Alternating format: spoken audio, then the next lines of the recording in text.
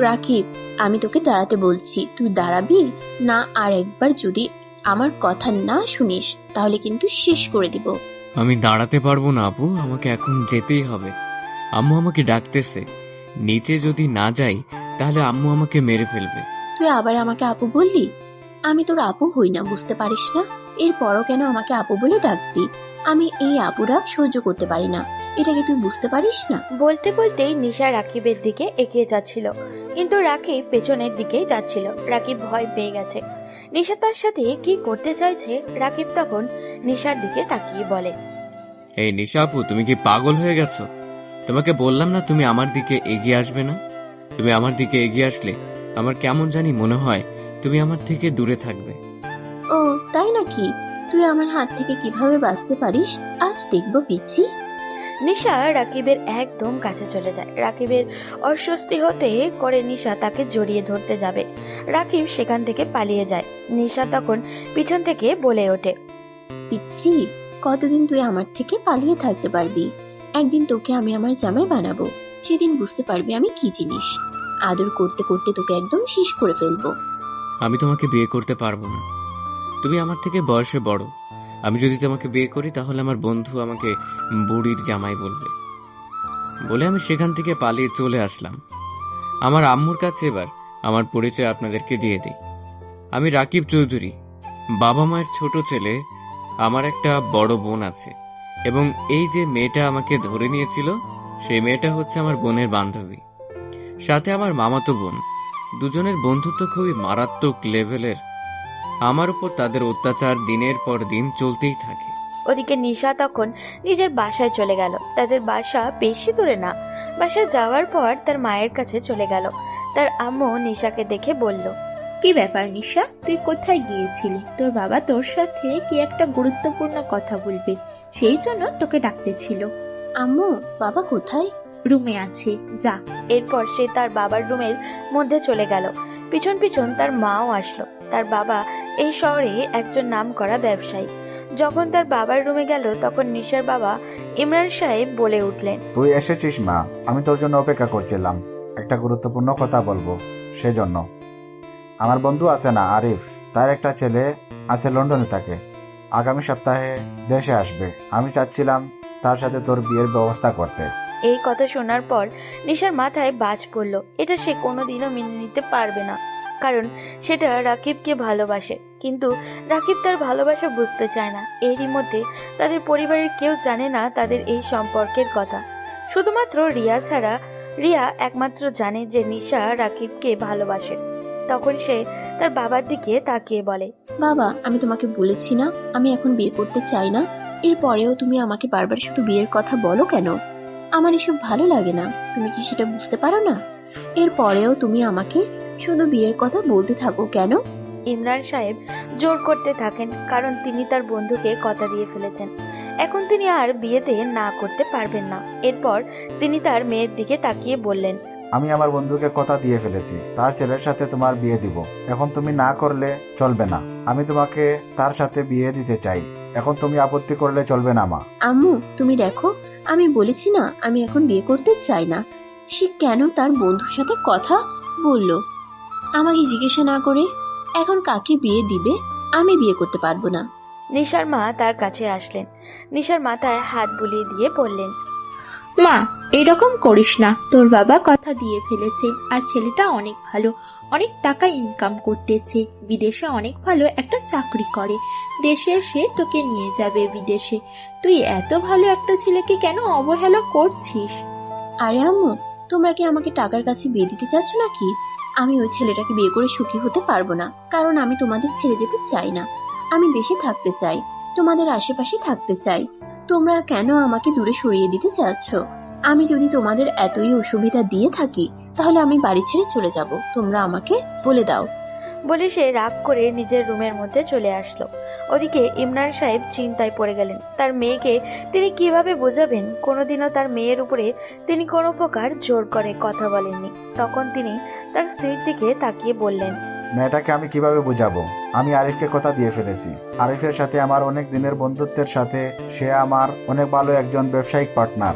এখন যদি তাকে আমি না করি তাহলে সে হয়তো রাগ করতে পারে। এখন আমি আমার মেয়েকে কিভাবে বোঝাবো? তোমাকে কোনো চিন্তা করতে হবে না, আমি আমার মেয়েকে বোঝাবো, সে নিশ্চয়ই রাজি হবে। ছেলে মানুষ, আস্তে আস্তে সব কিছু বুঝে যাবে। তুমি যে করেই হোক ওকে বোঝানোর চেষ্টা করো, কারণ ওকে না বোঝাতে পারলে আমরা আরিফের কাছে অসম্মানিত হব। আমি চাই না আরিফের কাছে অসম্মানিত হতে। সে আমার বন্ধু, এতদিন থেকে আমাকে ব্যবসায় সহযোগিতা করতেছে। ওদিকে রাকিব তখন বাসা থেকে বেরিয়ে গিয়ে দাঁড়িয়ে আছে তার বন্ধু রাফির জন্য। রাফি তাকে বলেছে 5 মিনিটের মধ্যেই আসতেছে, কিন্তু এখন আসতে না, একটু পর রাফি আসে। রাকিব তার দিকে তাকিয়ে চিৎকার করে, এই তোর আসার সময় হলো? এখন তো মনে হয় ওকে পাবো না, সে কোচিং এ চলে যাবে। এখন তোর লেট করার সময়, তুই সব কাজে আমাকে বাধা দিস। আরে সরি, এখন চল। আমাকে বাসা থেকে কত মিথ্যে কথা বলে বের হতে হয়। এরপর তারা দুজনে যেতে শুরু করলো মিমের বাসার উদ্দেশ্যে। মিম হচ্ছে রাকিবের বাবার ম্যানেজারের মেয়ে। দুজন দুজনকে ভালোবাসে। রাকিব তো একদম পাগল মিমের জন্য। এটা সে বাসার কাউকেই বলতে পারে না, কারণ তার বাবা কোনোদিন এটা মেনে নিবে না। তার ম্যানেজারের মেয়ের সাথে তার বিয়ে দেওয়া অসম্ভব, কিন্তু রাকিব ছাড়ছে না। যে করেই হোক মিমকে বিয়ে করতেই হবে তার। মিমকে বিয়ে করার জন্য তার সামনে 2টা বাধা হচ্ছে, একটি তার পরিবার, অন্যটি হচ্ছে নিশা আপু। যদি নিশাকে ম্যানেজ করতে না পারে তাহলে সে কোনোদিনই বিয়ে করতে পারবে না। সে নিশাকে ভালোবাসে না, এটা নিশাকে বুঝতেও চায় না। নিশা ভালো মেয়ে, অনেক সুন্দরী মেয়ে, কিন্তু এরপরেও কেন জানি মিমের প্রতি আসক্ত হয়ে পড়েছে দুজন। চলে গেল মিমের বাসার সামনে। মিম এই সময় কোচিংয়ের জন্য বের হয়। একটু পরে মিম বের হলো, তখন রাকিব মিমের জন্য কেনা একটা স্বর্ণের আংটি তার দিকে এগিয়ে দিয়ে বলল, এই নাও মিম, আমি তোমার জন্য এটা বানিয়েছি। তুমি বলেছিলে না তোমাকে একটা স্বর্ণের আংটি গিফট করতে? আমি তোমার জন্য বানিয়ে নিয়ে এসেছি। এটা পরলে তোমাকে অনেক বেশি সুন্দর লাগবে। মিম তখন আংটির দিকে তাকালো। অনেক সুন্দর এবং দামি একটি আংটি। এটা দেখার পর মিম রাকিবের দিকে তাকিয়ে বলল, আমি জানতাম বাবু তুমি আমাকে এটা গিফট করবে। তোমাকে এই জন্যই এত ভালোবাসি। আমার সব স্বপ্ন তুমি পূরণ করো। বলেই মিম মিথ্যা একটা হাসি দিয়ে রাকিবকে জড়িয়ে ধরল। এটা দেখার পর রাকিব অনেক বেশি খুশি হলো, কারণ সে মিমকে অনেক বেশি ভালোবাসে। কিন্তু একটা সমস্যা, মিম মাঝে মাঝেই তার কাছে বিভিন্ন জিনিস গিফট চায়। রাকিব ছোটবেলা থেকেই তার বাবাকে অনেক বেশি ভয় পায়, সেজন্য সে তার বাবার কাছে টাকা চাইতে পারে না। তার মায়ের কাছে টাকা চাইতে হয়, কিন্তু এত টাকা তার মা তাকে দিতে চায় না। সেজন্য তার পকেট মানির টাকাগুলো বাঁচিয়ে রেখে মিমকে গিফট করার জন্য অনেক টাকা জমা করে শেষে এইগুলো দিয়ে মিমের জন্য বিভিন্ন গিফট কিনে আনে। মিম রিং পাওয়ার পর খুশি মনে কোচিংয়ে চলে গেল। রাকিব সেখান থেকে চলে যেতে চাইলে পিছন থেকে রাফি বলল, দোস্ত, আমার কেন জানি মনে হচ্ছে মিম আমাদের সাথে বেমানি করেছে। প্রতিদিন একটা না একটা জিনিস চায়। এরকম দিতে হলে তো তোকে তোর বাবার সব সম্পত্তি বিক্রি করে দিতে হবে। মেয়েটা অনেক লোভী, প্রতিদিন এটা না ওটা চাইবে। রাফির এইরকম কথা শুনে রাকিব অনেক বেশি রেগে গেল। সে চায় না তার ভালোবাসার মানুষকে নিয়ে কেউ খারাপ মন্তব্য করুক। তখন সে রাফির দিকে তাকিয়ে বলল, দোস্ত, তুই এটা কিভাবে বলতে পারলি? তুই না আমার বন্ধু, তুই আমার ভালোবাসার মানুষকে নিয়ে এত বাজে একটা মন্তব্য কিভাবে করতে পারলি? সে আমার উপর অধিকার খাটায়, আমাকে বলবে না তো কাকে বলবে? আমি তার বয়ফ্রেন্ড, আমি যদি তাকে না দেই তাহলে সে কার কাছে চাইবে? বুঝলাম, কিন্তু এভাবে প্রতিদিন চাইলে কিভাবে চলবে? তুই কোনো ইনকাম করিস না, বাবার টাকা চলিস। তুই এত টাকা কিভাবে পাবি? তোর বাবার কাছ থেকে বোকা খেয়ে আনবি। এটা কি সে বুঝতে পারে না? এরপরে কেন তোর কাছে বারবার এসব জিনিস চাই? দোস্ত, তুই কিন্তু এসব বেশি বলতেছিস। আমি এসব একদম পছন্দ করি না। তোকে বলেছি না তুই মিমের নামে কোনো বাজে কথা বলবি না। এসব আমি সহ্য করতে পারি না। এরপরেও তুই কেন এরকম কথা বলিস? এ রাকি, তোর কি মাথা খারাপ হয়ে গেছে? তুই একটা মেয়ের জন্য আমাকে এসব কথা বলতেছিস? তোর সাথে আমার এতদিনের বন্ধুত্ব, কিন্তু তুই সামান্য একটা মেয়ের কারণে এরকম কথা বলছিস? হ্যাঁ বলছি, কারণ তুই মিমকে নিয়ে আর কোনো বাজে কথা বলবি না। এসব আমার একদম পছন্দ নয়। তোর সাথে আমার বন্ধুত্ব অনেক দিনের, কিন্তু আমি তাকে ভালোবাসি। আমার ভালোবাসাকে তুমি অপমান করতে পারিস না রাফি। এরপর তারা দুইজন হাঁটতে হাঁটতে বাসায় চলে আসলো। ওদিকে নিশা চিন্তায় পড়ে গেল, কি করবে সে? রাকিবকে তার ভালোবাসার কথা কিছুতেই বোঝাতে পারছে না। অন্যদিকে তার বাবা বিয়ের জন্য উঠে পড়ে লেগেছে। যে করেই হোক তাকে বিয়ে দিতে চান। নিশার বাবা ইমরান সাহেব অফিসে চলে গেলেন। তখন তার বন্ধু আরিফ তার সাথে দেখা করতে আসলো। তখন তিনি তার বন্ধুকে বললেন, আরিফ, তোকে কোনো চিন্তা করতে হবে না, আমি আমার মাকে বুঝিয়ে নিব। তুই তোর ছেলেকে আসতে বলবি। তামিম আসার আর কতদিন বাকি আছে? আরে দোস্ত, তামিম চলে আসবে 2 সপ্তাহের ভিতরে। এই 2 সপ্তাহের ভিতরে তুই তোর মেয়েকে বুঝিয়ে নিবি। আমার ছেলেটাকে তোর মেয়ের ছবি দেখিয়েছিলাম, সে অনেক বেশি পছন্দ করেছে। আমি চাচ্ছিলাম আমার ছেলে আসার পর বিয়ে দিয়ে আমাদের ব্যবসায় তাকে জয়েন করাতে। এটা তো খুব ভালো কথা। আমার মেয়েটাও বিদেশে যেতে চাচ্ছিল না। যদি তোর ছেলে এখানে এসে ব্যবসায় জয়েন করে তাহলে আমার জন্য খুব ভালো হবে। আমি আমার মেয়েকে খুব তাড়াতাড়ি বুঝাতে পারবো। এরপর তারা কাজ করতে শুরু করে। ওদিকে তামিম বিদেশে বসে অপেক্ষা করছিল কখন দেশে আসবে। সে নিশাকে দেখার পরেই পছন্দ করে ফেলেছে। ছোটবেলা থেকেই বিদেশে বড় হয়েছে, সেই দেশের কোনো পরিস্থিতি সম্পর্কে তার ভালো ধারণা নেই, কিন্তু নিশাকে দেখার পরই পাগল হয়ে গেছে। এখন যে তার যে করেই হোক নিশাকে চাই। নিশাকে ছাড়া অন্য কাউকে সে বিয়ে করতে পারবে না। সে দেশে আসার জন্য তাড়াহুড়ো করছিল। রাকিব তার মধ্যে শুয়ে গান করছিল। এটা দেখার পর তার বোন রিয়া তার কাছে আসে, এসে বলে, রাকিব, তুই জানিস নিশার বিয়ের কথা বলছে মামা। নিশা কল করেছিল, অনেক কান্না করছে, সে বিয়ে করতে চায় না। মেয়েটা তোকে ভালোবাসে, তুই কেন বুঝতে পারছিস না? হ্যাঁ। রাকিব তখন রিয়ার দিকে তাকিয়ে আছে। রিয়া অনেক ইমোশন নিয়ে কথাগুলো বলছিল। রাকিব তখন তার দিকে তাকিয়ে বলে, আপু, আমি কতবার বলেছি আমি তাকে বিয়ে করতে পারবো না। সে আমার থেকে বয়সে বড়, আর আমার আরো প্রবলেম আছে। বলতে পারবো না, আমি এখন কোনো প্রকার সম্পর্কে জড়াতে চাই না। ভাই, আমি তোকে ছোটবেলা থেকে দেখে আসতেছি, তুই এরকম ছিলিস না। কেন এরকম হয়ে গেলি বলতো? তুই তো আগে আমাদের সাথে কত ভালো করে কথা বলতি, কিন্তু এই কয়েকদিন থেকে তোর ব্যবহারে পরিবর্তন দেখছি। কি হয়েছে সেটা কি আমাকে বলবি না? আরে আপু, আমার কি হবে? আমার কিছুই হয়নি। তোমরা হয়তো ভুল বুঝতেছো, কিন্তু আমি নিশা আপুকে কোনোদিন বিয়ে করতে পারবো না। তার সাথে আমার সম্পর্ক হওয়াটা স্বাভাবিক নয়। আমি তাকে ভালোবাসতে পারবো না। রিয়া ব্যর্থ হয়ে রুম থেকে বেরিয়ে যায়।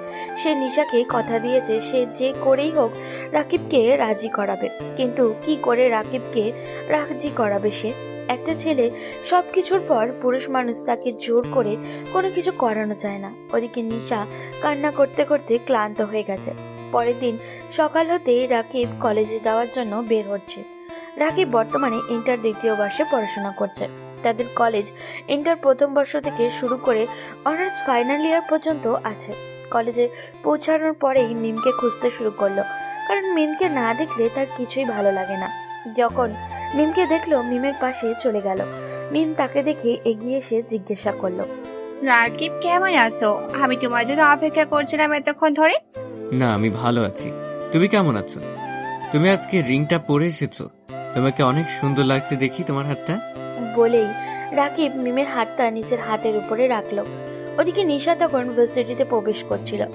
তাদের দুজনের ক্যাম্পাসই একই জায়গায়, সেজন্য রাকিবকে দেখে সে বেশি দেরি হলো না। এটা দেখার পর নিশা এগিয়ে আসলো। এগিয়ে এসে রাকিবের সামনে দাঁড়িয়ে জিজ্ঞাসা করলো, এই, তোর পিচ্চিগিরি তাই না?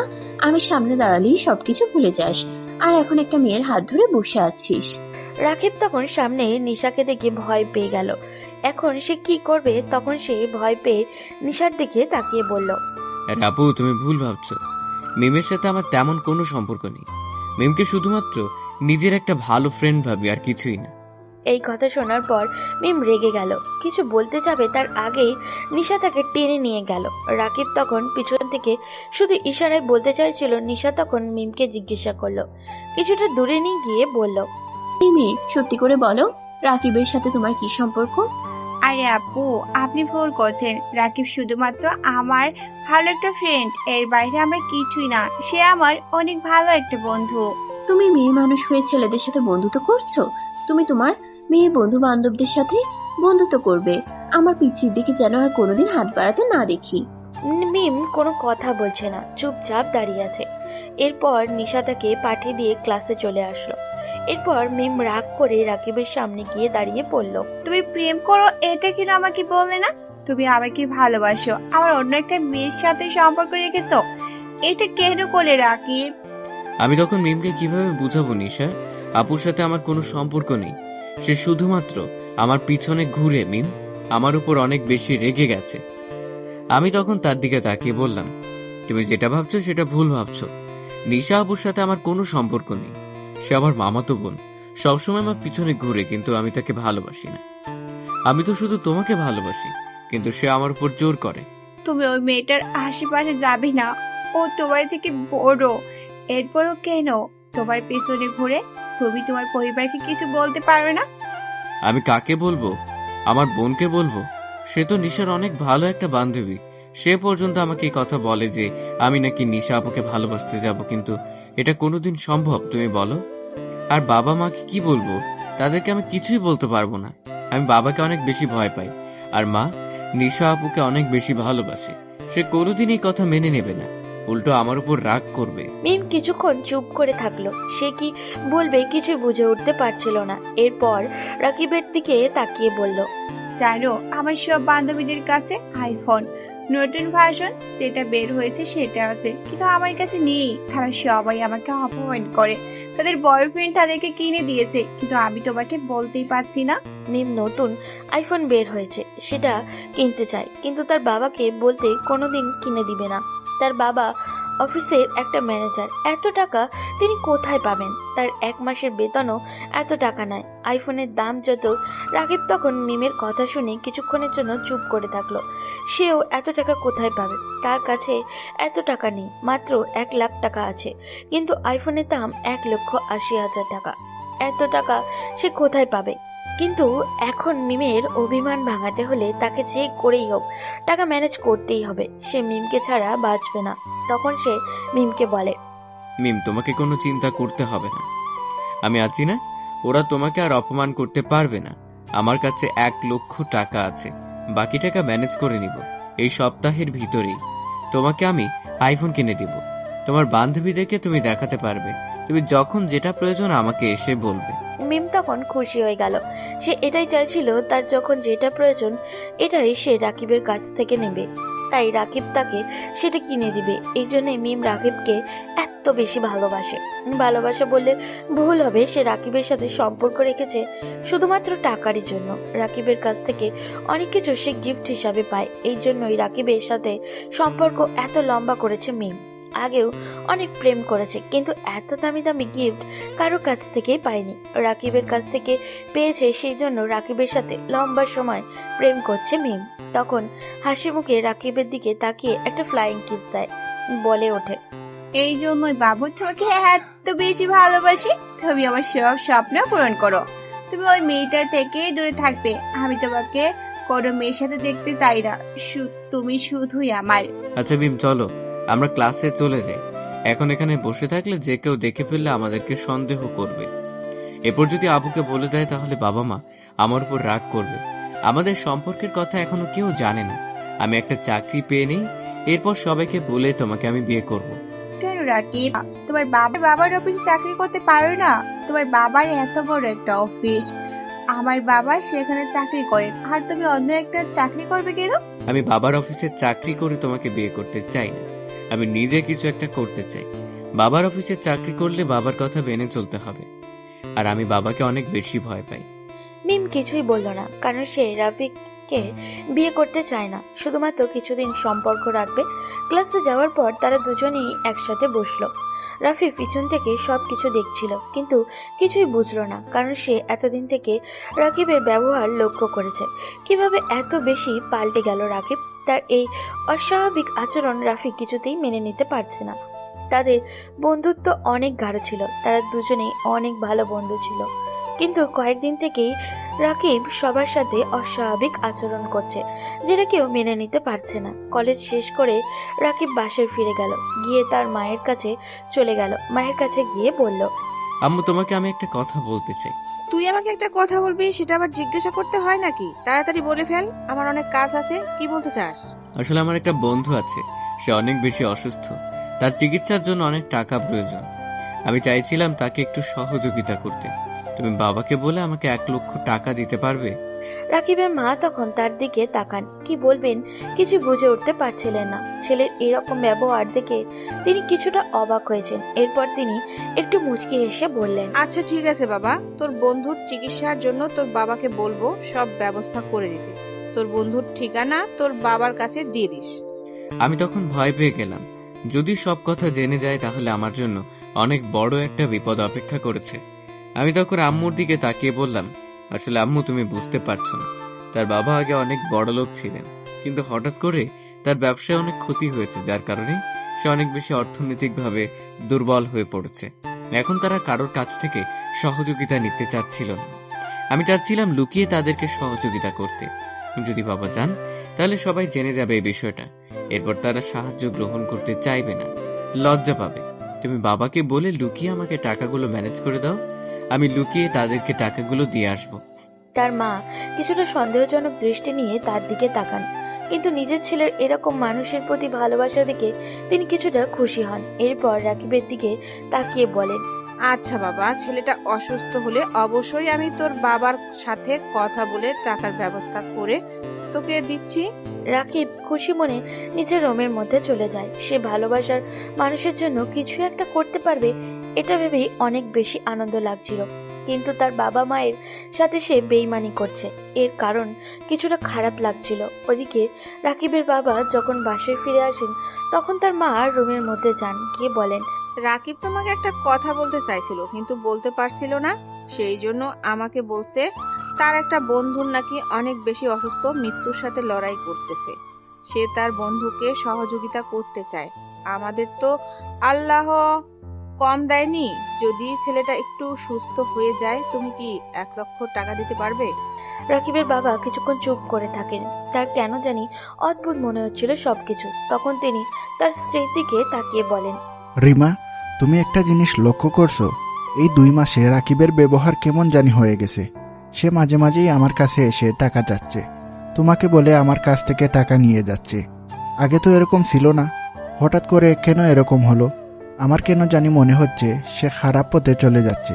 হয়তো কোনো খারাপ বন্ধুর সাথে মিশে টাকাগুলো নষ্ট করতেছে, আমাদেরকে মিথ্যা বলে। তুমি ভুল বুঝছো, নিজের ছেলেকে সন্দেহ করছো। আমাদের ছেলে কোনো দিন এমন কোনো কাজ করতে পারে না। আমি আমার ছেলেকে চিনি, সে টাকা নিয়ে নষ্ট করবে না। তুমি টাকাগুলো দাও। টাকা নিয়ে কোনো সমস্যা নেই, আমি তো টাকা দিতে রাজি আছি, কিন্তু আমার কেন জানি মনে হচ্ছে সে কোনো খারাপ কাজ করছে। তার ব্যবহার দেখে সেটাই মনে হচ্ছে। তুমি একটু বেশি সন্দেহ করছো। যদি এরকম কিছু হতো তাহলে আমি নিশ্চয়ই জানতে পারতাম। আমার কাছে সব কিছু এসে বলে। আচ্ছা ঠিক আছে, তুমি কালকে আমার কাছ থেকে টাকা নিয়ে তাকে দিয়ে দিও। আর এখন আমার সাথে দেখা করতে বলবে, আমি তার সাথে কিছু কথা বলতে চাই। রাকিবের মা তখন রাকিবের রুমের মধ্যে চলে গেলেন। রাকিব তার মাকে আসতে দেখে মিমের ফোন রেখে দিয়ে পড়তে বসে গেল, কারণ তার মা এখন তাকে কিছুতেই যেন সন্দেহ না করতে পারে এই ব্যবস্থাই সে করতে চায়। সে পড়তে শুরু করলো। রাকিবের মা তাকে পড়তে দেখে অনেক বেশি খুশি হলো। এরপর তার কাছে এসে বললেন, বাবা, আমি তোর বাবার সাথে কথা বলেছি, তোর বাবা টাকা দিতে রাজি আছেন আর তোকে একবার দেখা করতে বলেছেন। কি যেন কথা বলবি। রাকিব অনেক বেশি খুশি হয়ে গেল। সে টাকা পেয়ে যাবে এটা সে ভাবতেই পারেনি। তার অনেক বেশি আনন্দ লাগছিল, কিন্তু তার বাবা তার সাথে কি কথা বলবেন, বাবার সামনে দাঁড়ালে সে ঠিক মতো কথা বলতে পারে না। তার বাবা অনেক রাগী একজন মানুষ, সেটা সে খুব ভালো করেই বুঝতে পারছিল। কিন্তু এখন তার বাবার সাথে কথা বলতে হবে না, হলে টাকা দিবে না। তখন সে রুমের মধ্যে চলে যায়, গিয়ে দরজার সামনে দাঁড়িয়ে থাকে। এটা দেখার পর তার বাবা বলেন, দরজার সামনে দাঁড়িয়ে কি করছিস? ভেতরে আয়। রাকিব তখন ভিতরে প্রবেশ করলো। ভিতরে প্রবেশ করার পর চুপচাপ দাঁড়িয়ে আছে। এটা দেখার পর তার বাবা তার দিকে তাকিয়ে বললেন, আমি তোমার ব্যবহার কয়েকদিন থেকে লক্ষ্য করছি। তুমি আগের থেকে কেমন জানি পাল্টে গেছো। তুমি তো আগে এরকম ছিলে না। কি হয়েছে তোমার, সেটা কি আমাকে বলতে পারছো না? আমি তোমাকে খুব ভালো করে লক্ষ্য করলাম। তুমি কয়েকদিন থেকে সবার সাথে অদ্ভুত ব্যবহার করতেছো, আর মাঝে মাঝেই আমার কাছ থেকে টাকা নিয়ে যাচ্ছ। টাকাগুলো দিয়ে তুমি কি করছো? বাবা আমার দিকে তাকিয়ে কিছুটা সন্দেহজনক দৃষ্টি নিয়ে এই কথাগুলো বলছিলেন। আমার অনেক ভয় হলো, কিন্তু অনেক সাহস নিয়ে বাবার সামনে দাঁড়িয়ে বললাম, বাবা তুমি আমাকে সন্দেহ করতে পারলে? তুমি কি আমাকে চেনো না? আমি কি কোনোদিন কোনো খারাপ কাজ করেছি? আমার নামে কোনো মানুষ কোনোদিন তোমার কাছে এসে অভিযোগ করেছে? আমার একটা বন্ধু অসুস্থ, তার বাবা অনেক বড় লোক ছিলেন আগে, কিন্তু হঠাৎ করে তার ব্যবসায় লস হয়েছে, সেজন্য তারা কারো কাছে সহযোগিতাও চাইতে পারছিলেন না। আবার তাদের টাকার প্রবলেম ছিল, সেই জন্য আমি সিদ্ধান্ত নিয়েছি তাকে একটু সহযোগিতা করব। এখন বলো, তারা কিভাবে মানুষের কাছে সহযোগিতা চাইবে আর কিভাবে এই সমস্যা থেকে উদ্ধার হবে? রাকিবের বাবা তখন তার ছেলের এই রকম মানবিক আচরণ দেখে অনেক বেশি খুশি হন। তিনি রাগী মানুষ হলেও সবসময় চান মানুষের সহযোগিতা করতে। তার ছেলের এমন মানুষের প্রতি ভালোবাসা দেখে তিনি অনেক বেশি খুশি হন। এরপর বলেন, আমি তোমাকে সন্দেহ করছি না বাবা, আমি তোমাকে শুধু জিজ্ঞাসা করতে চেয়েছিলাম, কারণ তোমার ব্যবহার আমার কাছে অদ্ভুত লাগছিল। তুমি যে এরকম মানুষের জন্য কাজ করবে এটা ভাবতেও পারিনি। যখন টাকার প্রয়োজন হবে আমার কাছে এসে বলবে, তোমার মায়ের কাছে বলার কোনো দরকার নেই। যদি মানুষের সহযোগিতার জন্য টাকা চাও তাহলে আমি অবশ্যই দিব। রাকিব তখন তার বাবাকে জড়িয়ে ধরে। এই প্রথম তার বাবার সাথে এত ভালো করে কথা বলতে পারলো, না হলে তার বাবার সামনে দাঁড়িয়ে কথাই বলতে পারতো না। কিন্তু সে তার বাবার সাথে বেইমানি করছে, এটা ভাবতেই তার অনেক বেশি কষ্ট লাগছিল। কিন্তু কি করবে, সে অসহায়। পরের দিন তার বাবা তার কাছে টাকা দিয়ে দেন। সে কলেজে না গিয়ে টাকাগুলো নিয়ে রাফিকে সাথে নিয়ে চলে যায় ফোন কেনার জন্য। রাফি তখন ফোন কেনা দেখে জিজ্ঞাসা করে, দোস্ত, তোর কাছে তো অনেক ভালো একটা ফোন আছে, তুই এখন নতুন করে ফোন কিনতে চাচ্ছিস কেন? কি হয়েছে? আসলে এই ফোনটা আমি মিমের জন্য কিনেছিলাম। মিমের সকল বান্ধবীর কাছে আইফোন নতুন ভার্সন যেটা বের হয়েছে সেটা আছে, সেই জন্যে ওকে সবাই অপমানিত করছিল। আমার ভালোবাসার মানুষকে অপমানিত করবে আর আমি সেটা মেনে নেব, এটা হতে পারে না। রাফি তখন অবাকের চরম পর্যায়ে পৌঁছে গেল। এত টাকা খরচ করেছে ওই মেয়েটার পেছনে, এটা সে মেনে নিতে পারছিল না। সে রাকিবকে অনেক বোঝানোর চেষ্টা করেছে, কিন্তু রাকিব তার কথা কিছুতেই মানতে চাইছিল না। রাকিব ফোনটা কিনে খুশি মনে চলে যায়। কলেজে যাওয়ার পর এটা মিমকে দিয়ে দেবে, এটা ভেবেই তার অনেক ভালো লাগছিল। মিম কিরকম খুশি হবে এটা সে কল্পনাই করছিল। রাফি চিন্তা করে দেখলো তার বন্ধুর অবস্থা খারাপ হয়ে যাচ্ছে, সেজন্য সে চিন্তা করলো এটা রিয়াকে জানানো দরকার, কারণ সে বন্ধু হিসাবে একটা দায়িত্ব আছে। পরের দিন তারা যখন কলেজে গেল তখন রাকিব চলে গেল মিমের সাথে দেখা করতে। ওদিকে রাফি তখন চলে গেল রিয়ার সাথে দেখা করতে। সেখানে গিয়ে দেখলো রিয়া এবং নিশা বসে আছে। এটা দেখার পর রাফি বলে উঠল, রিয়া আপু, তোমার সাথে আমার একটা গুরুত্বপূর্ণ কথা আছে। আমি রাকিবের ব্যাপারে তোমাকে একটা খবর জানাতে চাই। রিয়া তখন বেশ অবাক হলো রাকিবের ব্যাপারে কি এমন জানতে চায় রাফি। তখন সে একটা উৎসাহ নিয়ে জিজ্ঞাসা করলো, কি ব্যাপার রাফি, কি এমন খবর তুমি আমারে কে জানাতে চাও? নিশা অনেক বেশি উৎসাহিত ছিল, কারণ সে জানতে চায় সবকিছু। তখন সে চুপচাপ বসে আছে। রিয়া জানতে চায় রাকিবের ব্যাপারে। তখন রাফি বলে, আপু, তুমি লক্ষ্য করেছ রাকিবের ব্যবহার আগের থেকে পাল্টে গেছে। সে আমার সাথে ঠিক মতো কথা বলে না, আগের থেকে একদম পাল্টে গেছে। তোমরা কি জানো এটার কারণ কি? সে একটা মেয়েকে ভালোবাসে এবং এই মেয়েটার পিছনে অনেক টাকা খরচ করেছে। 2 দিন আগে সে সোনার একটা আংটি বানিয়ে নিয়ে এসে মেয়েটাকে গিফট করেছে। মেয়েটা এটা পাওয়ার পর তাকে বলেছে আইফোন কিনে দেওয়ার জন্য। এই জন্য সে আজকে মেয়েটাকে একটা আইফোন কিনে দিয়েছে। এত টাকা খরচ করেছে মেয়েটার জন্য। রিয়া এটা শোনার পরে আশ্চর্য হয়ে যায়, কারণ সে তার মায়ের কাছ থেকে শুনেছে রাকিবের বন্ধু অসুস্থ, এই জন্য তার বাবার কাছ থেকে টাকা নিয়েছে।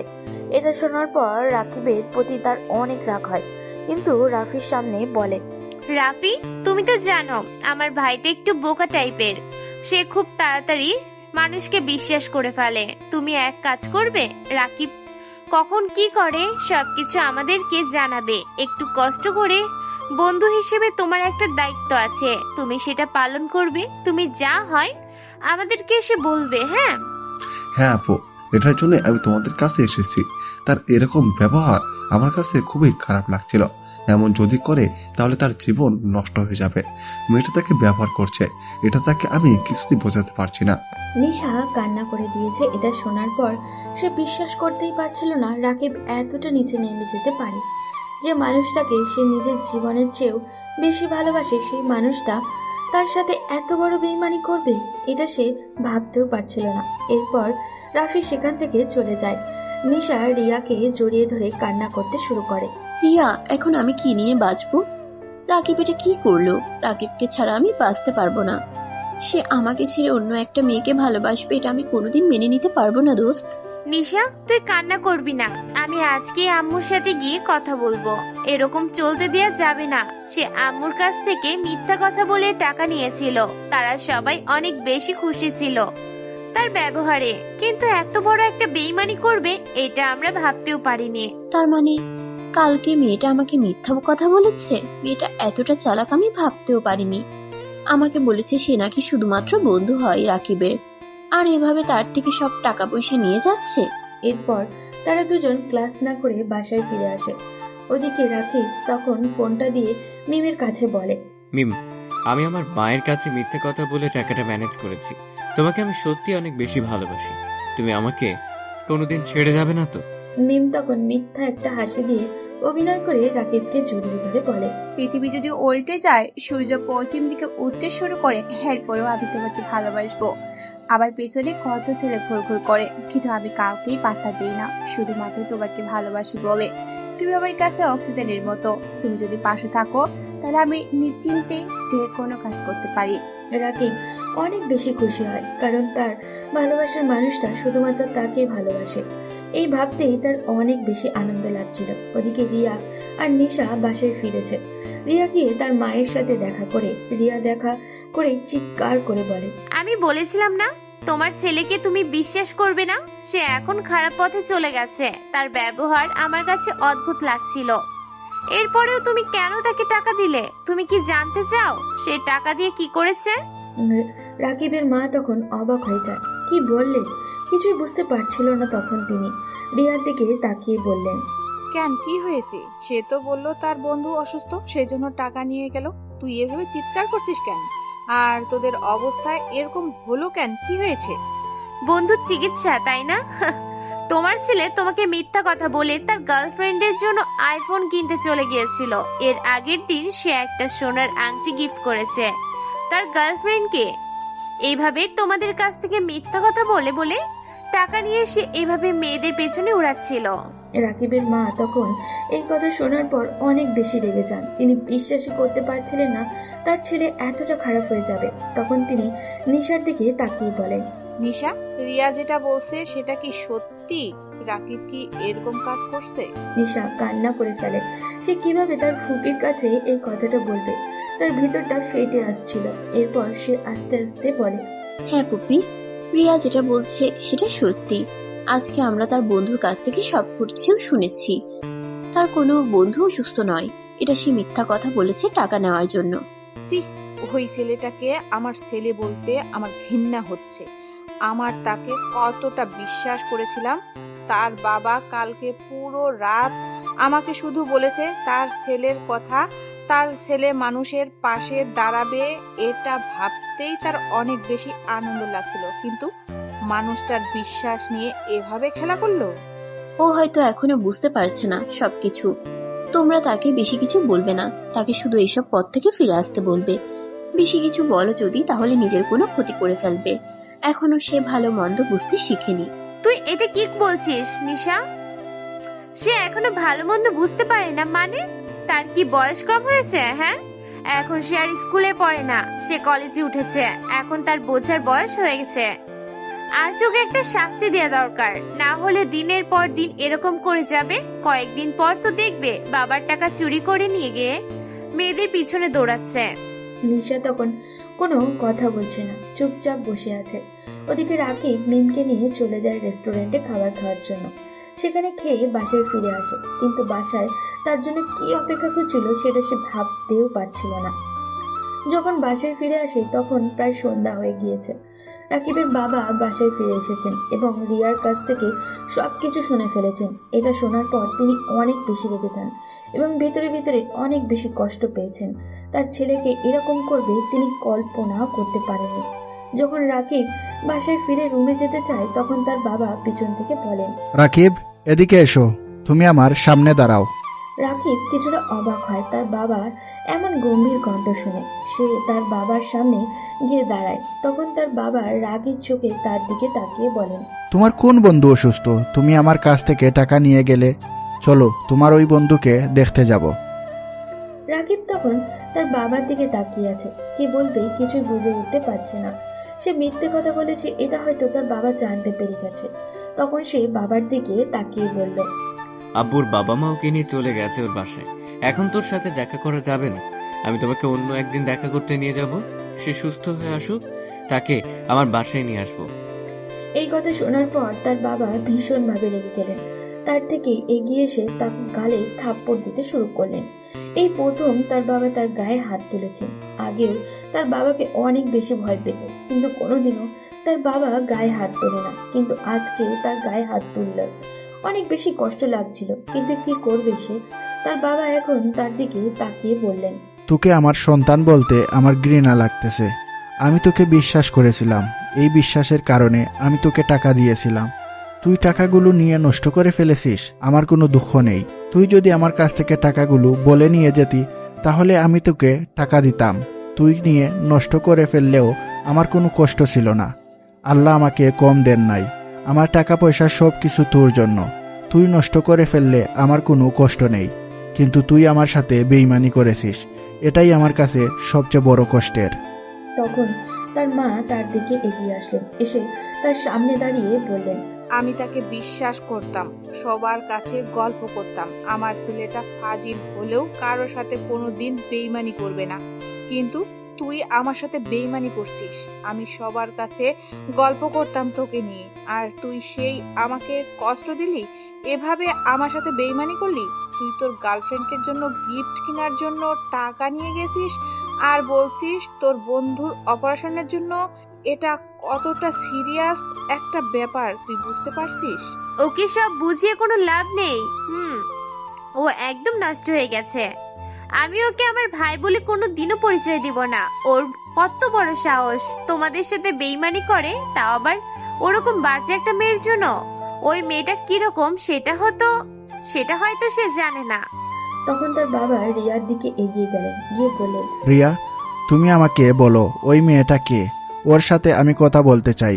কত বড় সাহস! ও কেন আমার ছেলের সাথে সম্পর্ক রেখেছে? আর কেন এরকম মাঝে মাঝে টাকা পয়সা চায়? ও কিসের প্ল্যান করছে?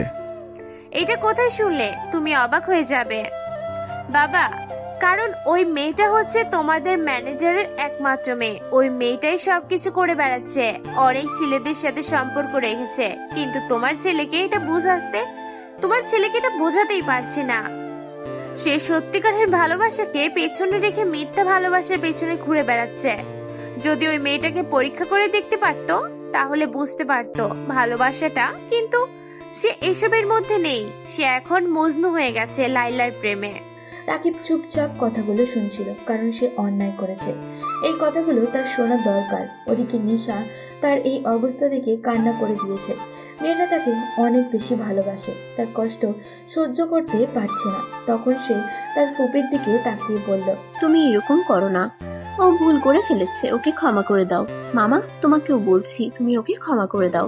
ও ভুল করে ফেলেছে, আগামী দিনে আর এরকম ভুল কাজ করবে না। আগামীতে ও ঠিক হয়ে যাবে, আমি কথা দিচ্ছি, আমি ওকে ঠিক করে ফেলবো। রাকিব কোনো কথা না বলে দৌড়ে রুমের মধ্যে চলে গেল। পিছন পিছন নিশাও গিয়ে রুমের দরজা বন্ধ করে রাকিবের তাকিয়ে আছে নিশা। তখন তার সামনে গিয়ে বলল, রাকিব, তুই কেন এরকম কাজ করিস? তুই কি বুঝতে পারিস না? তুই এটা করে তোর পরিবারকে কষ্ট দিচ্ছিস, আমাকে কষ্ট দিচ্ছিস। আমি না হয় তোর কষ্টগুলো সহ্য করে নিলাম, কিন্তু তোর পরিবার লোকজন কি অন্যায় করেছে, তাদের সাথে এরকম বেমানি করছিস কেন? তোকে এতদিন থেকে এটাই বুঝাতে পারলাম না যে ভালোবাসা কোনো স্বার্থ দিয়ে হয় না। যেখানে স্বার্থ আছে সেখানে ভালোবাসা থাকতে পারে না। এটা তুই কেন বুঝতে পারছিস না? মেয়েটা তোকে নিঃস্বার্থভাবে ভালোবাসে না, তার তোকে ভালোবাসার পেছনে একটা স্বার্থ আছে, সেটা তোর টাকা পয়সা। নিশা আপু, তুমি আমার সামনে থেকে চলে যাও। আমি সব সহ্য করতে পারছি না। তুমি আমার সামনে দাঁড়িয়ে থেকো না। তুমি আমার সামনে থেকে চলে যাও, নাহলে তোমার সাথে কোনো খারাপ ব্যবহার করে ফেলতে পারি।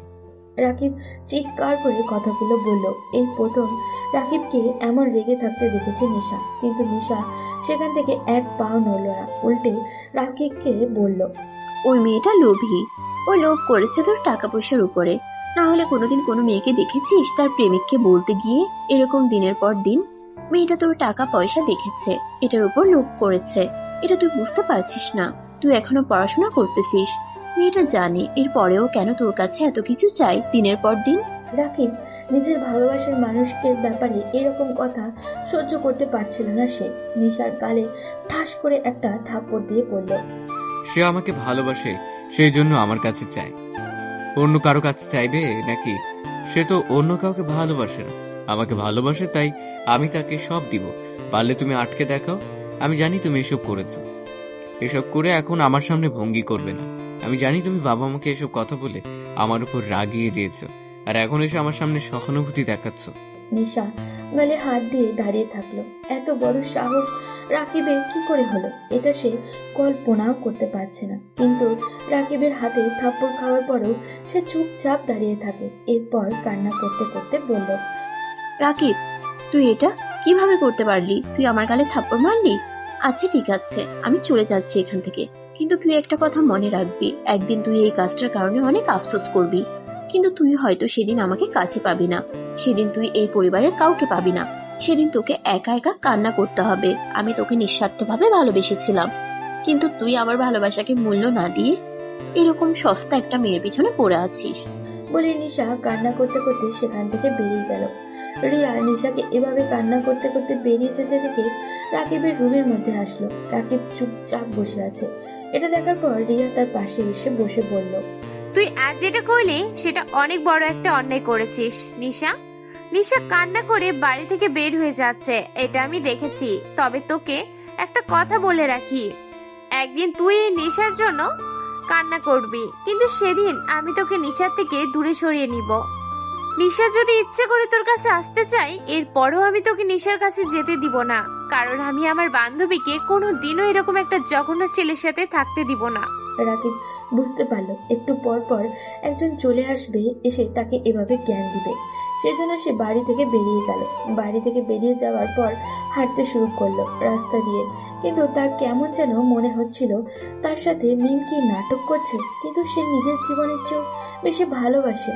কোনো দিন মিমকে হারাতে পারবে না, তাই সে এইসব কথাকে ভুল মনে করে হাঁটতে শুরু করলো। এভাবে হাঁটতে হাঁটতে অনেক রাত হয়ে গেল। বাসায় ফিরে গেল। বাসায় ফিরে যাওয়ার পর কেউ তার সাথে কোনো কথা বলছে না। সে চুপচাপ খাবার খেয়ে নিজের রুমে গিয়ে শুয়ে পড়ল। কিন্তু কেন জানি তার কষ্ট হচ্ছে নিশাকে এভাবে থাপ্পড় মারা তার কোনো মতেই ঠিক হয়নি, কারণ নিশা তার বয়সে বড়। এরপর তাকে সব সময় আগলে রাখার চেষ্টা করে, কিন্তু মেয়েটাকে এভাবে থাপ্পড় মারলো সে কিছুই ভাবতে পারছে না। তার ঘুম আসছিল না। ওদিকে নিশা কান্না করতে করতে ক্লান্ত হয়ে গেছে। তার বাবা মা তার এইরকম কান্না দেখে অবাক হয়ে গেছে। তার বিয়ে ঠিক করেছেন, কিন্তু মেয়েটা এভাবে কান্না করছে কেন? তার বাবা মা হয়তো বুঝতে পেরেছেন যে নিশা এখন বিয়ে করতে চায় না, সেই জন্য কান্না করছে। পরের দিন সকালে নিশা যখন রুমের মধ্যে শুয়ে কান্না করছিল, তখন তার বাবা রুমের মধ্যে গিয়ে বললেন, মা, কান্না করিস না, তুই যেটা বলবি সেটাই হবে। তুই যদি বলিস আমরা বিয়ে দিব না, এরপরেও তুই এরকম কান্নাকাটি করিস না। তুই কেন এরকম করছিস? নিশা তখন তার বাবার দিকে তাকালো। তার বাবার চোখের জল দেখে তারও অনেক বেশি কষ্ট হলো। সে আর থাকতে চায় না এই জায়গায়।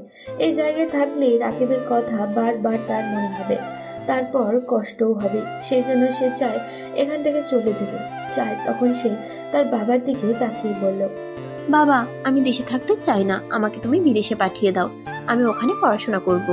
তুমি প্লিজ আমাকে বিদেশে পাঠিয়ে দাও, আমি এখানে থাকতে চাই না। আমি আমেরিকাতে চলে যেতে চাই খালামণির কাছে, ওখানে থাকবো। তুমি প্লিজ আমাকে ওখানে পাঠিয়ে দাও, তুমি না করো না প্লিজ।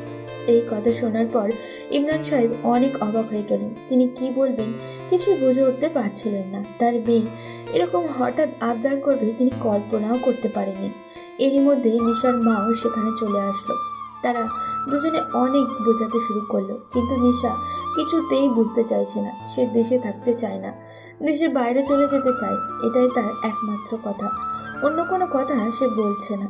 তখন তার বাবা তাকে বলল, আচ্ছা ঠিক আছে, তাহলে আমি ব্যবস্থা করতেছি, আমি তোকে তোর খালামণির কাছে পাঠিয়ে দিব। কিন্তু মা, ওখানে যাওয়ার পর তুই ঠিকমতো থাকতে পারবি তো? তুই তো এমনিতেই খাওয়া দাওয়া করিস না, পরে যদি তোর শরীর খারাপ করে। এরপর তার বাবা বাইরে চলে গেলেন। তার বিদেশে যাওয়ার ব্যবস্থা করতেছেন না, আগে সে আমেরিকাতে গিয়েছে, সেজন্য সব কিছু রেডি ছিল। বেশি সময় যাবে না, 2-1 সপ্তাহ সময় যাবে। এই 2-1 সপ্তাহে নিশার কাছে কেমন জানি মনে হচ্ছে তার। ইচ্ছা করছিল এক এক সময় মরে যেতে, এই পৃথিবী ছেড়ে চলে যেতে। কিন্তু সে জানে একদিন রাকিব নিজের ভুল বুঝতে পারবে, তবে সেটা সে সামনে থাকলে কোনোদিনও বুঝতে পারবে না। দূরে চলে গেলে হয়তো তার শূন্যতা রাকিবকে বুঝিয়ে দিবে তার ভালোবাসা কতটা। কিন্তু সে রাকিবের জন্য আর অপেক্ষা করবে না, অনেক অপেক্ষা করেছে। ওদিকে রাকিব আগের মতোই চলতে শুরু করলো, তার যেন কিছুই হয়নি। আস্তে আস্তে তার বাবা মায়ের সাথে কথা বলাও শুরু করলো, তার সাথে প্রয়োজনীয় কথা ছাড়া অন্য কোনো কথা কেউ বলে না। আমি একটা জিনিস লক্ষ্য করলাম, এই কয়েকদিন থেকে নিশা আপু আমাকে একদম জ্বালাচ্ছে না। সে আমার সাথে কথা বলে না, আমার সাথে দেখা হয় না। আগে আমাদের বাসায় এসে পড়ে থাকতো, কিন্তু এখন আমাদের বাসায় আসে না। কেন এরকম করে সেটা আমি বুঝতে পারি না। আগে সে না আসলে আমার অনেক ভালো লাগতো, কিন্তু এই কয়েকদিনে একটা না আসার কারণে কিছু একটা শূন্যতা মনে হচ্ছে। কিন্তু আমি সেগুলোকে পাত্তা দিলাম না। আমি আমার মতো সময় কাটাতে শুরু করলাম। আজকে হঠাৎ বাসায় যাওয়ার পর দেখলাম নিশা আপু এসেছে। এটা দেখার পর আমি রুমের মধ্যে চলে গেলাম। যখন খাবার খেতে বসেছি তখন দেখলাম সবাই মন খারাপ করে বসে আছে। এটা কেন হচ্ছে আমি বুঝতে পারছি না। আমি তখন খাবার খেয়ে রুমের মধ্যে চলে গেলাম।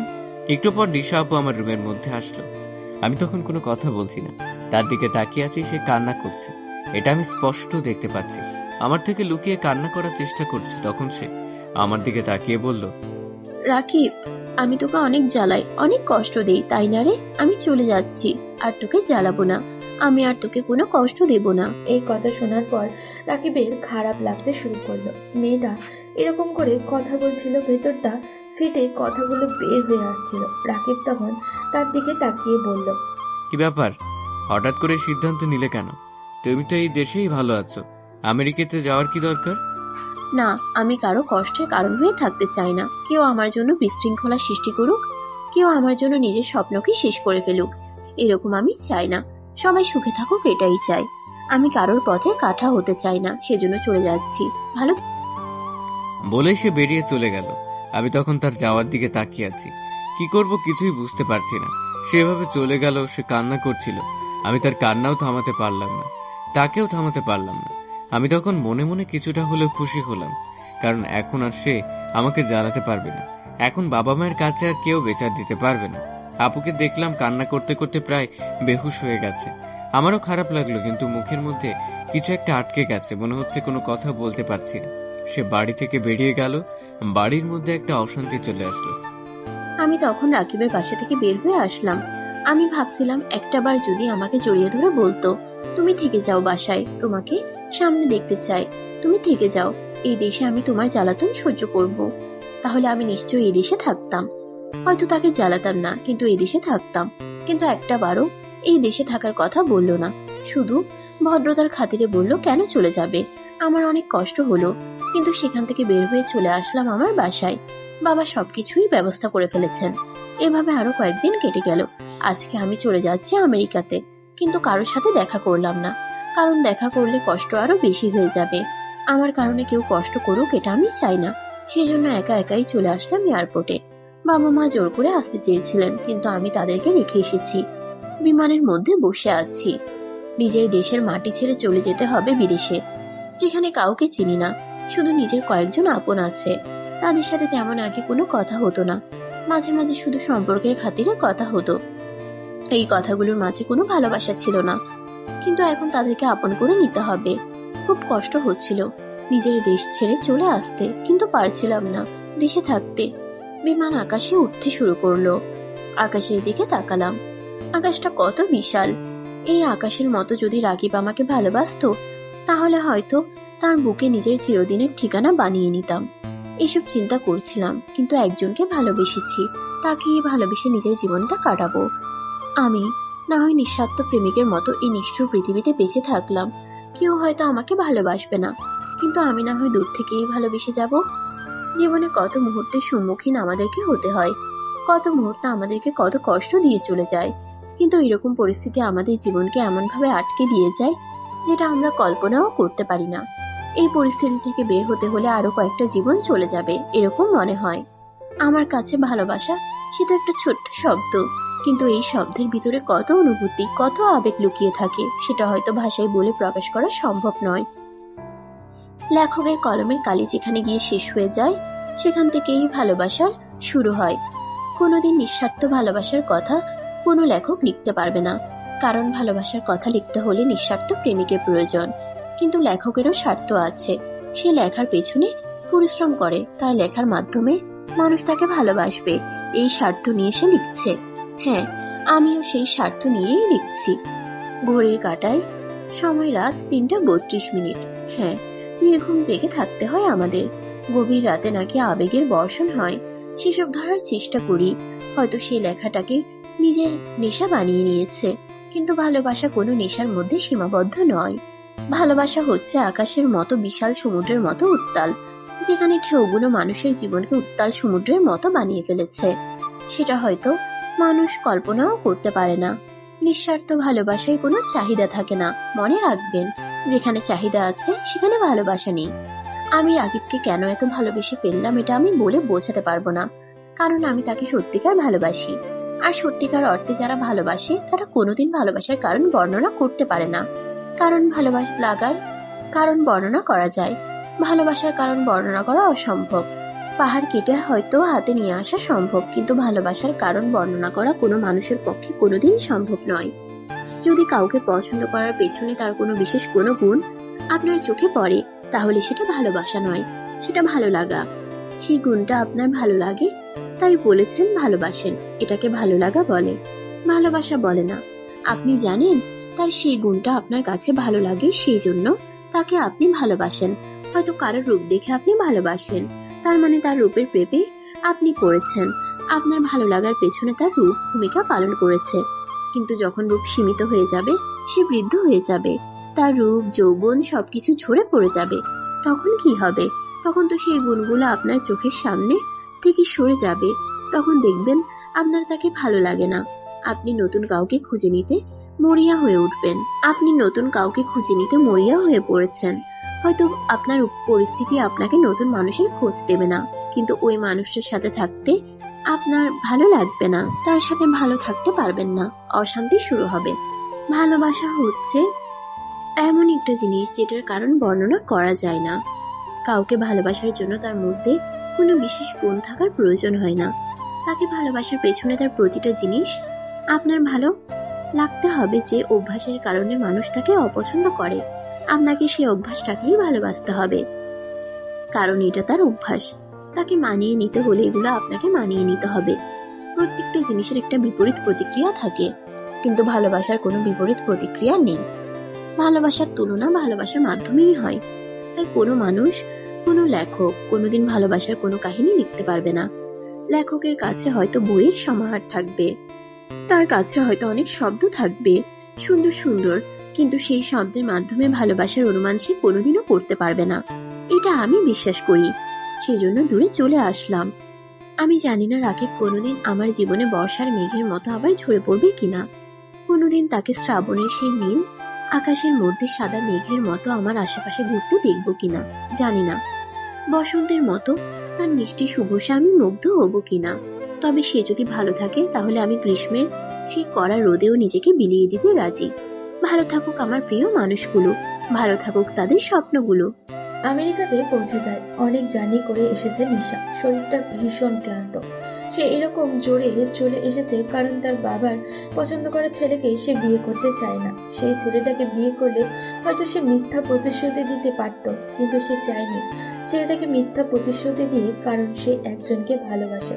হয়তো পরিবারের চাপে পড়ে সে ছেলেটাকে বিয়ে করে নেবে, তবে ছেলেটার জীবন নষ্ট হয়ে যেত। হয়তো ছেলেটার সাথে সংসারও করতে পারত, তাদের বাচ্চা হতো, কিন্তু ভিতরে কোনোদিন শান্তি চলে আসতো না। কারণ কাউকে কথা দিয়ে নিজের জীবনের মধ্যে জড়িয়ে ফেলাটা বড্ড সহজ, কিন্তু সেই কথাটা ধরে রাখা বড্ড কঠিন। যদি আপনি নদীর কিনারে দাঁড়িয়ে কাউকে কথা দেন তাকে পার করে দিবেন, এরপর যদি তাকে মাঝপথে নিয়ে ছেড়ে দেন তাহলে তার বেঁচে থাকাটা অসম্ভব। কিন্তু যদি আপনি তাকে এই কথাটা না দিয়ে আগেই বলে দেন যে আমি নৌকা চালাতে পারি না, তাহলে সে হয়তো এই বিপদে পড়তই না। তাই কাউকে কথা দেওয়ার আগে 1000 বার ভাববেন সে কথাটা রাখতে পারবেন কিনা, কারণ আপনি কাউকে কথা দিয়েছেন, সে হয়তো এই কথাটা নিজের স্বপ্ন বানিয়ে ফেলে স্বপ্নের নতুন রূপ দিতে শুরু করেছে, কিন্তু আপনার কথা তো আপনি রাখতে পারলেন না। এরপরে তার জীবনে কি হবে চিন্তা করেছেন কখনো? কাউকে পরিবারের চাপে পড়ে বিয়ে করে নিলেন, এরপর আপনাদের সন্তানও হলো, এরপর তার সাথে আপনার মনোমালিন্য শুরু হলো, আপনার পিছনের ভালোবাসার কথাগুলো আপনার মনে হতে শুরু করলো, আর তখন তার সাথে আপনার থাকতে ভালো লাগে না। তখন সেই সন্তানের কি হবে? তার বাবা মায়ের আদর ভালোবাসা থেকে বঞ্চিত হলো, জীবনে কিছুই করতে পারলো না। তাই পরিবারের চাপে পড়ে কাউকে বিয়ে করার কোনো প্রয়োজন নেই। হয়তো জোর করে বিয়ে দিবে, তখন আপনি তাকে সত্যি কথাটা বলে দিবেন। মিথ্যা কথা বলে তার সাথে মিথ্যা সংসার সাজাবেন না, মিথ্যা অভিনয় করবেন না। হে, বর্তমান পরিস্থিতিতে এই রকমই হচ্ছে, হাজারো সংসার ভেঙে যাচ্ছে এই রকম কারণে। এরপর সেই সন্তানদের কান্না করতে করতে বড় হতে হয়। সেই সন্তানগুলো বড় হয়ে কি করবে? তারা ছোটবেলা থেকে দেখে এসেছে বাবা মা তাদেরকে অবহেলা করেছে। আপনি যখন বৃদ্ধ হয়ে যাবেন তখন তারা কি আপনাকে সেবা করবে? আপনারা জায়গা বৃদ্ধাশ্রমে হবে না তো কোথায় হবে? আপনি কি করেছেন তাদের জন্য যে আপনি ভালো কিছু আশা করতে পারেন? মনে রাখবেন, আপনি সেটাই ফিরে পাবেন যেটা আপনি করেছেন। আপনি তাদেরকে ছোটবেলায় ভালোবাসেননি, আদর ভালোবাসা থেকে বঞ্চিত করেছেন। বৃদ্ধ অবস্থায় তারা আপনাকে ভালোবাসবে এটা আশা করা তো বিলাসিতা করার মতনই। তাই জীবনে চলার পথে কথাগুলো খুবই গুরুত্বপূর্ণ।